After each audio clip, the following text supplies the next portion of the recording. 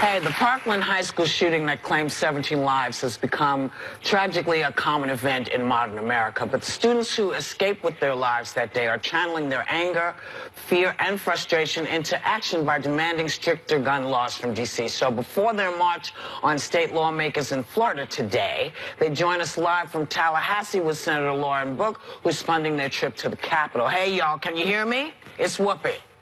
Yes, ma'am. Absolutely. Hey. So, Kyle, yesterday you guys boarded a bus and drove to the state capitol of Tallahassee to talk to lawmakers about tightening loopholes. What's the biggest thing you hope to achieve? Well, we hope to achieve, the attaining a gold standard for purchasing all firearms. There should be no distinguishing between, buying an AR-15 at 18 and buying a pistol at 21. It should be one age for all guns across the board. Okay. Like So Kai, yesterday the state legislature in Florida refused to ban assault weapons. They just said we're not. They didn't even take it up. How much does this discourage you to be fighting such a strong and obstinate legislature?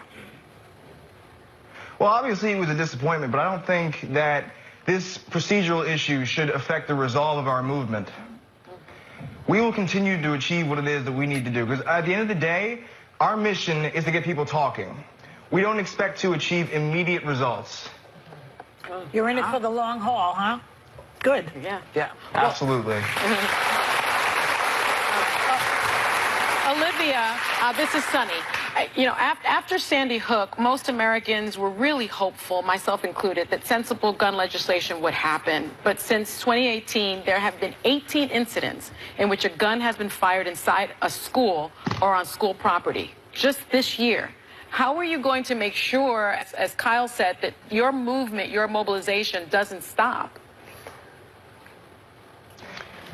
Right. Not only are we here today in the state capitol, we are also, students from my school they have also started the March for Our Lives movement, which is not only going to be in Washington, D.C., but also in cities all around the country. We are going to keep marching. There have been school walkouts everywhere. We are definitely going to make sure that this movement continues and that our voices continue to be heard and that no one is able to forget this event in order to prevent mass shootings from happening in the future and limiting this from happening ever again.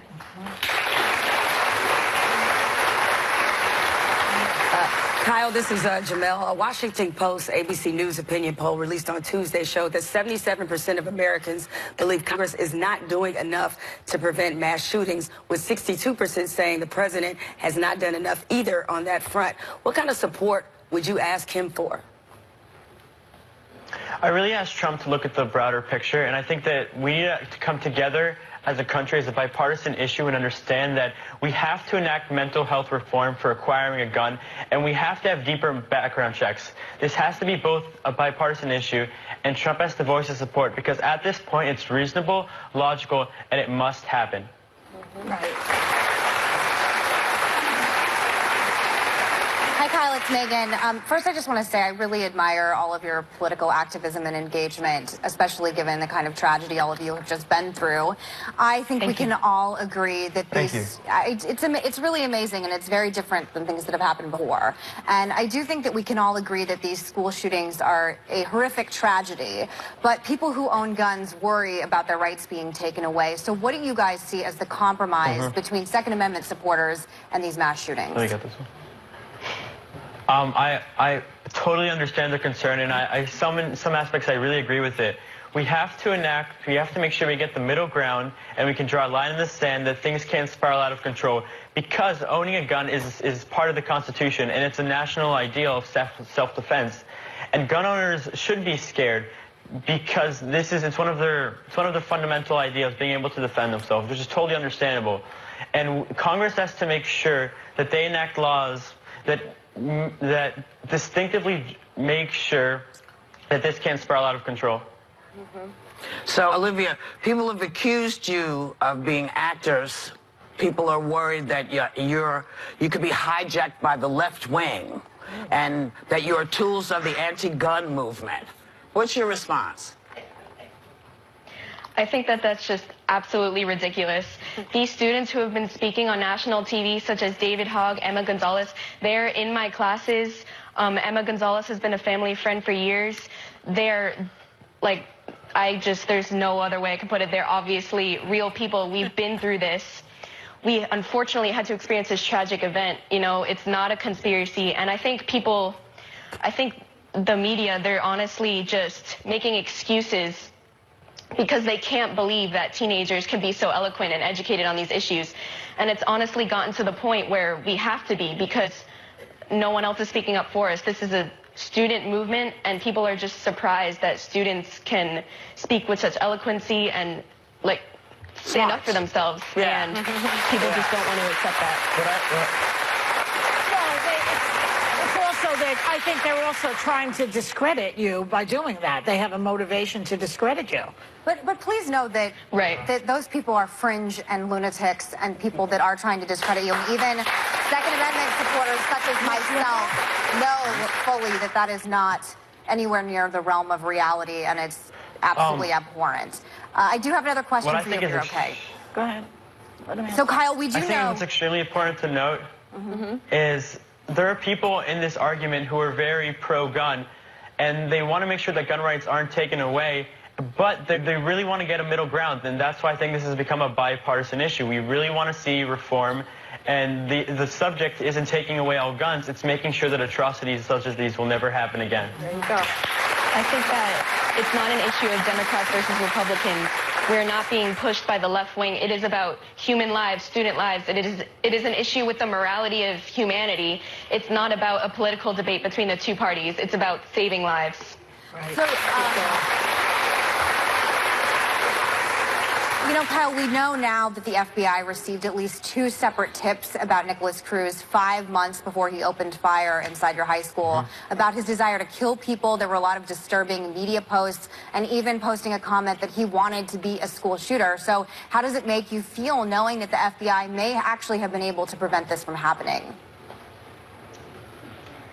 I feel that, you know, honestly, it strikes a real chord with me, you know, saying that it's almost 100% negligence. They overlooked this, and we can't go back in time, and we cannot look back. So all we have to do now is look forward and make sure things like this don't happen again. Because I wish I could go back to that fateful day and change that, but I can't. So, Kyle, you would think that the answer to this question would be obvious to folks, but I'm asked to ask it anyway. How is the community doing? We're hanging in there. I mean, you know, we're here for each other. You know, I've gotten phone calls helping, you know,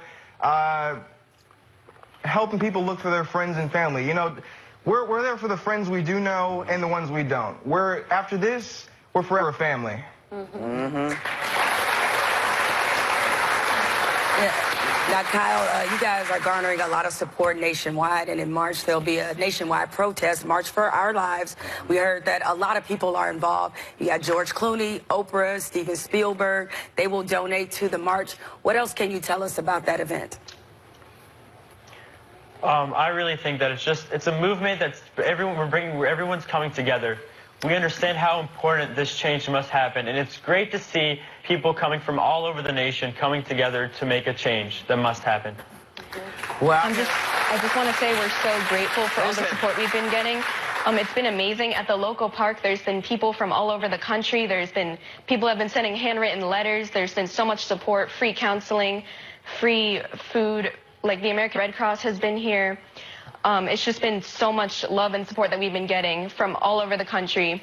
And it's really important in helping us fuel this movement and taking our grief and turning it into action for change in order to honor the victims and to make sure it never happens again. Good for you. So, we just want to let y'all know we support you. We send our condolences to the families of the victims, but everybody here is a victim, because now you have to think about all of this. So we're supporting you. I will be at the march. I'm going to the march. We want to thank all of you for your time today, because we've got your back every step of the way. So don't let anybody tell you what you're doing isn't is not meaningful, because clearly it is. Yeah. Clearly it is, because Right. it's caught fire. We and- believe we can actually make a change. Yes, you Keep at it. are making the change. Thank you, guys, and we'll be right back.